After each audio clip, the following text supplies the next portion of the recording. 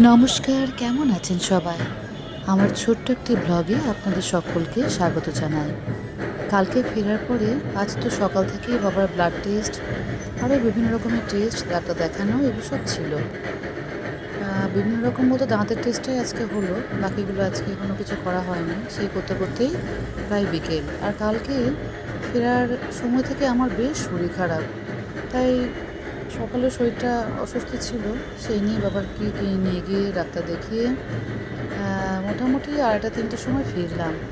ফেরার পথে একটা জিনিস কিন্তু সত্যি দেখার মতো হয়, সেটা হচ্ছে এই শহরে গাছপালাও কিন্তু প্রচুর।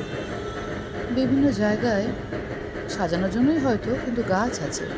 আর বাবা এই সময়টা ফেরার সময় বাচ্চাদের মতো একদম জানলা দিয়ে তাকাতে তাকাতে গাড়িতে বসে বসে গাছপালা, মানুষজন, দোকানপাট দেখতে দেখতে আসে। তার সঙ্গে আরেকটা ব্যাপারও আজকে রয়েছে, সেটা হচ্ছে হোলিকা দহন। এখানে দেখলাম দোলের বেশ আগের দিনের কিন্তু বেশ একটা জমজমাট ব্যাপার চারদিকে। মনটা খারাপও লাগছে। বাবাকে বললাম, বাবাকে দেখো তো, মুখটা দেখা হতো। জল খেতে গিয়ে মাফলারটা ভিজিয়েছিল, তাই আমার একটা চাদর জড়িয়ে দিয়েছিলাম কানে গলায়।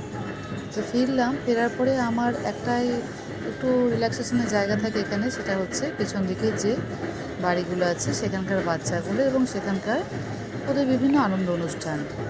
এসেই দেখি এখানে কিন্তু হোলিকা দহনের প্রস্তুতি শুরু হয়ে গেছে।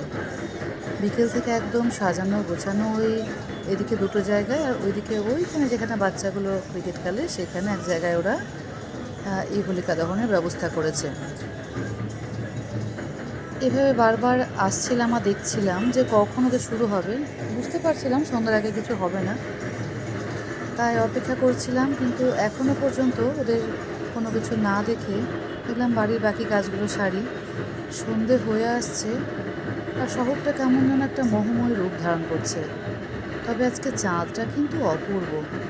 ওই দেখুন, আজকে আমি যেখানে পড়াশোনা করেছি সেই বিশ্বভারতীর কথা আজকে খুব মনে পড়ছে। আমরা যখন কলেজে পড়তাম তখন এই দিনটায় কি ভীষণ ভালো একটা অনুষ্ঠান হতো।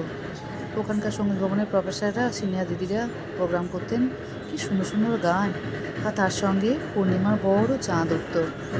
এখনও খুব মিস করি দিনটাকে। সত্যি বলতে কি, দোলের দিন তো বটেই, তার আগের দিনটাও খুব ভালো অনুষ্ঠান হতো, কিন্তু এখন তো যাই হোক সে সুযোগ আর হয় না। তো বারবার আসছিলাম আর দেখছিলাম যে প্রিপারেশন কত দূর ওদের। তো এই পর্যন্তই, সকলে ভালো থাকবেন, সুস্থ থাকবেন, টাটা।